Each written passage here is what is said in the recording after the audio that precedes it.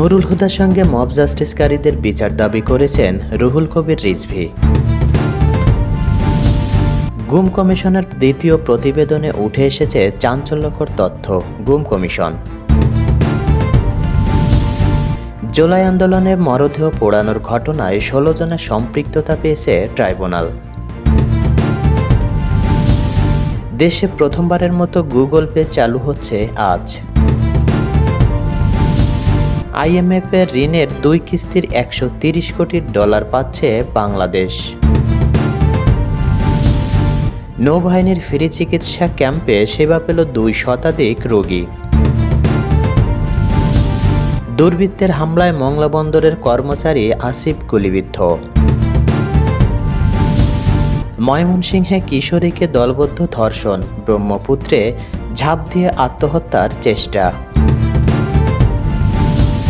গরিবের হক মেরে খাওয়াদের ক্ষমতায় দেখতে চায় না জনগণ, মুফতি ফয়জুল করিম। নির্বাচন কার্যালয় ছদ্মবেশে দুদক, অবৈধ টাকা লেনদেনের প্রমাণ। পাচারকালে 40 বস্তা সার জব্দ, 2 ডিলারকে জরিমানা। চুয়াডাঙ্গায় শৃঙ্খলাভঙ্গের দায়ে যুবদল নেতা লিমন বহিষ্কার। হবিগঞ্জের পুকুর থেকে কোরআনের হাফেজের মরদেহ উদ্ধার, আটক 2। এইচএসসি প্রশ্নফাঁস ঠেকাতে সেনাবাহিনীর সহায়তা নেওয়ার পরামর্শ বিশ্লেষকদের। ভৈরব রেল স্টেশন থেকে পিস্তলসহ যুবক আটক। উখিয়ায় বসতবাড়িতে ডাকাতি, গৃহকর্তা নিহত, ভাই গুলিবিদ্ধ। কর্তৃপক্ষের গাফিলতি, অনিশ্চিত মোশাররফের এইচএসসি পরীক্ষা। যুদ্ধবিরতির বিষয়ে কোনো ধরনের সমঝোতা হয়নি ইরান।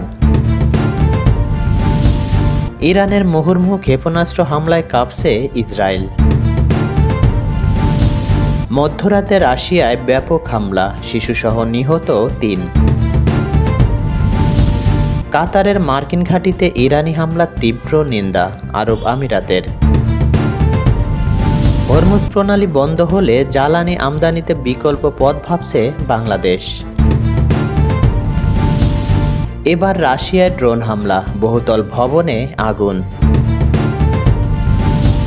বিশ্লেষকরা বলছেন ইরানের পরমাণু সক্ষমতা থেমে যায়নি। ট্রাম্পের যুদ্ধবিরতির দাবির মধ্যে ইসরায়েলে নতুন করে ক্ষেপণাস্ত্র ছুড়ল ইরান।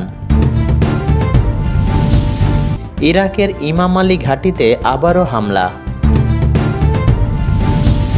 দুর্দান্ত ফর্মে থাকা সুহানকে দলে না রাখার ব্যাখ্যা দিলেন প্রধান নির্বাচক। ক্লাব বিশ্বকাপের পর কাঁধের অস্ত্রোপচার করাবেন বেলিংহাম।